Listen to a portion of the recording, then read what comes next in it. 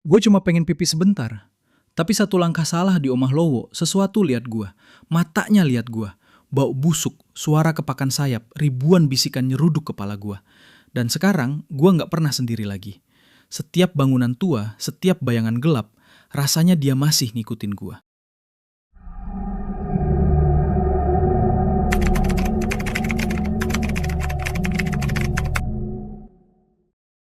Budi Santosa, 27. Itu tipe cowok cuek tapi sok pede. Kayaknya nggak pernah takut sama apapun. Padahal kalau disuruh ngerjain hal serius, biasanya kabur duluan. Rambutnya acak-acakan, mata kadang kelihatan lelah, tapi penuh ambisi. Dia pengen cepet kaya, terkenal, tapi males kerja keras. Malam itu, Budi habis nongkrong di warung kopi. Ngopi terlalu banyak, perutnya mulai protes keras.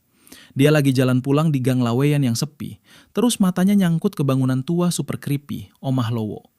Jelas-jelas banyak orang bilang itu angker abis, tapi Budi cuma senyum sinis. Ah, masa sih gue takut? Cuma bangunan tua doang, batinnya. Karena kebelet pipis, dia mutusin buat pipis sembarangan di sudut Omah Lowo. Bro, ini udah tanda awal. Keputusan bodoh Budi malam itu bakal bikin malamnya gila banget. Pas dia lagi nunduk, tiba-tiba ada suara. Krek, krek, krek. Budi nengok, tapi cuma gelap doang. Waduh, ceritanya makin seru nih. Tapi sebelum kita lanjut, klik dulu tombol like dan subscribe, biar aku bisa terus bikin cerita-cerita seru buat kalian. Oh iya, share juga pengalaman kalian di komentar, siapa tahu bisa jadi cerita versi kalian di video selanjutnya. Ah, kelelawar pasti, katanya. Tapi ngedenger suara sayap yang aneh banget, nggak kayak kelelawar biasa. Terus ada bau aneh, bukan bau normal, tapi bau busuk yang menusuk hidung, bikin Budi mual. Dia mikir, ya ampun, ini kelelawar atau apa sih? Tapi yang bikin ngeri maksimal adalah dari loteng terdengar suara, "Bu, sini." Lembut tapi seram. Budi coba santai, tapi jantungnya udah mulai ngedas kayak orang lari maraton.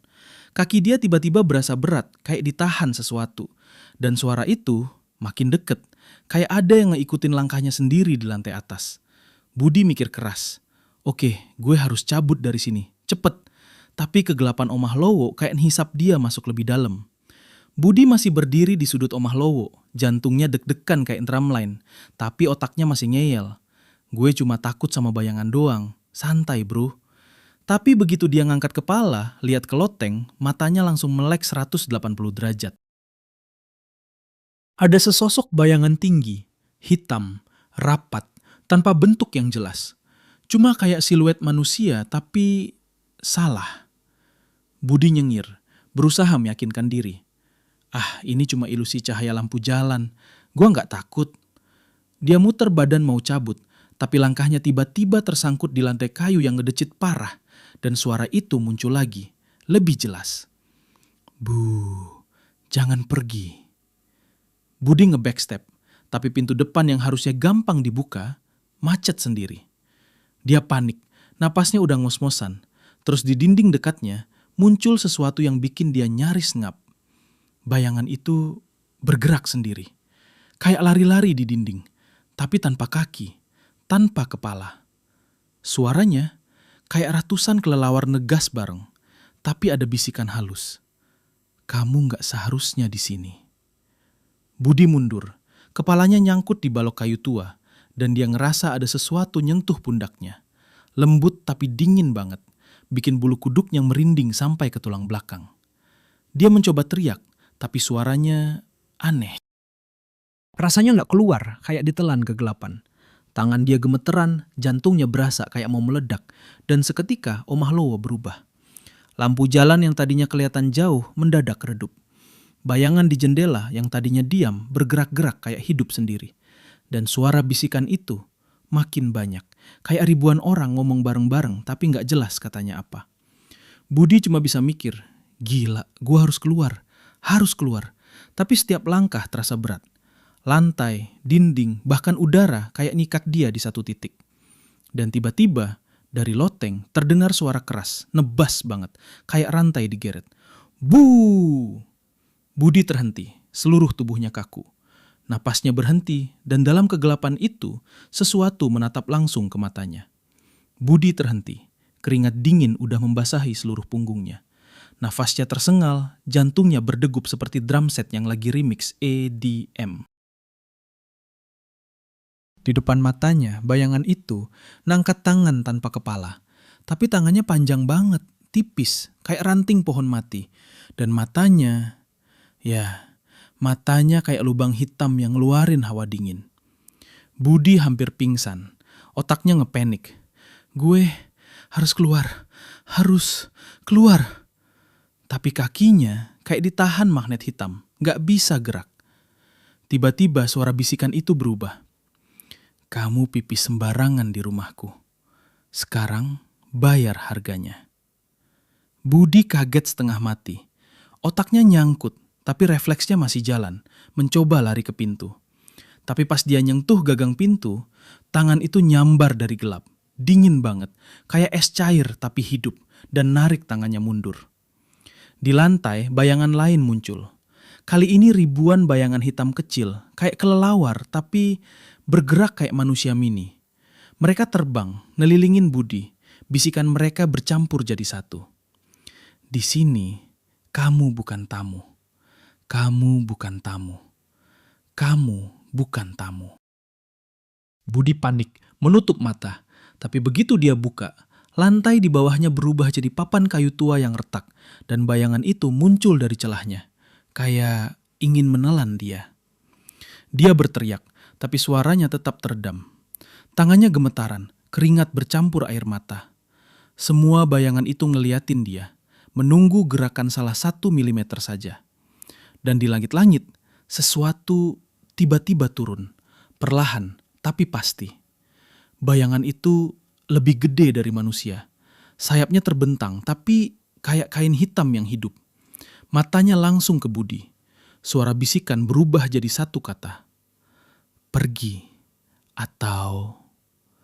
Budi cuma bisa mengerang dalam hati.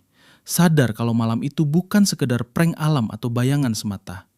Omah Lowo, malam itu hidup, sadar, dan gak mau dilewatin begitu aja. Dia cuma punya 2 pilihan, lari sambil nyari celah, atau menunggu nasibnya ditelan kegelapan itu. Dan saat Budi melangkah, lantai di depan kakinya mendadak terbuka sedikit, menganga gelap seperti mulut makhluk besar. Budi menatap mulut gelap di lantai. Napasnya tersangkut, jantungnya rasanya kayak mau meledak. Semua inderanya berteriak, lari, sekarang juga.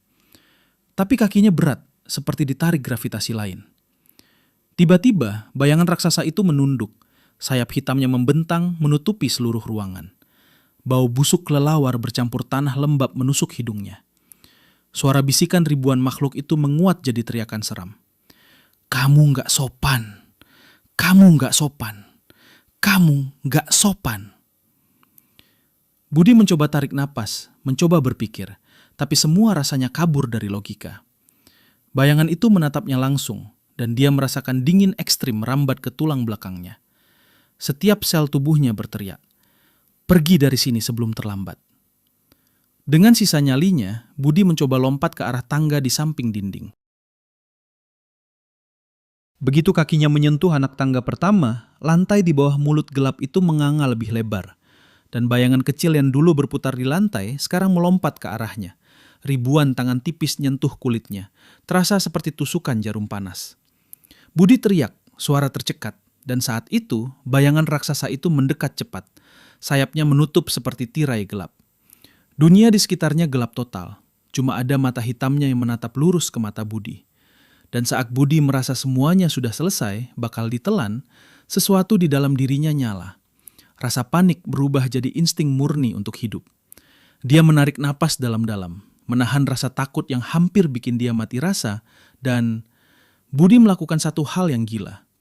Dia menjerit sekencang mungkin sambil menendang lantai gelap itu, mencoba lompat ke jendela di dekatnya, berharap bisa keluar.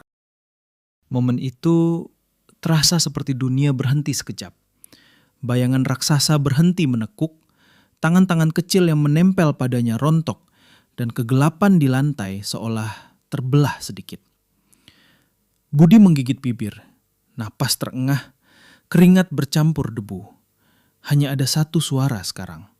Suara kepakan sayap, tapi lebih lembut, kayak mengawasi, bukan menyerang. Dia sadar satu hal, Omah Lowo tidak cuma rumah tua, tapi entitas hidup yang benar-benar bisa mengenali orang yang gak sopan atau ceroboh. Dan malam itu, satu hal jelas di kepala Budi. Kalau dia bisa keluar, dia gak akan pernah menganggap bangunan tua enteng-entengan lagi. Budi berhasil lompat keluar jendela. Tubuhnya terjatuh di tumpukan daun kering, napas tersengal, dada panas, tangan gemetaran. Langit malam Solo gelap, tapi angin dingin terasa seperti menyapu seluruh tubuhnya. Masih membawa aroma busuk kelelawar dan tanah lembab Omah Lowo. Dia bangkit, terguncang, dan mulai lari tanpa arah. Hanya ingin sampai rumah. Suara kepakan sayap di belakangnya hilang, tapi rasa diawasi masih menghantui setiap langkahnya. Sesampainya di gang sempit dekat rumah, Budi menoleh dan melihat sesuatu yang bikin darahnya beku. Di dinding rumah tetangganya, bayangan hitam tipis muncul, melintas, tidak seperti manusia, tapi seperti siluet yang bergerak sendiri. Hatinya berdegup kencang, tapi dia mencoba menenangkan diri. Cuma bayangan lampu. Tapi saat dia masuk ke kamar, sesuatu di pantulan kaca jendela menarik perhatian Budi. Dia menatap wajahnya sendiri. Tapi ada mata hitam samar di belakang pantulan matanya. Mata itu bukan matanya sendiri, tapi matanya sama seperti yang menatap dia di Omah Lowo. Budi mundur, gemetar, dan sadar satu hal yang menakutkan. Omah Lowo tahu dia keluar, dan dia membawa sesuatu bersamanya. Sejak malam itu, setiap kali Budi melewati gang gelap atau melihat bangunan tua, dia merasakan sesuatu menatap dari sudut matanya. Kadang suara bisikan halus terdengar saat dia sendirian. "Kamu gak sopan." Budi belajar satu hal. Kesalahan kecil bisa menarik kegelapan yang hidup. Sekali Omah Lowo menyentuhmu, kamu gak pernah benar-benar bebas lagi. Dan malam itu, ia sadar. Omah Lowo bukan sekedar rumah tua, tapi entitas hidup yang menilai, mengingat, dan menunggu. Budi tersadar bahwa malam itu hanyalah awal dari pengalaman horor yang akan terus membayangi hidupnya. Dan di suatu malam, ketika Solo sunyi, siapapun yang melewati Omah Lowo mungkin akan mendengar suara kepakan sayap dan bisikan lembut tapi menakutkan. "Kamu pipis sembarangan."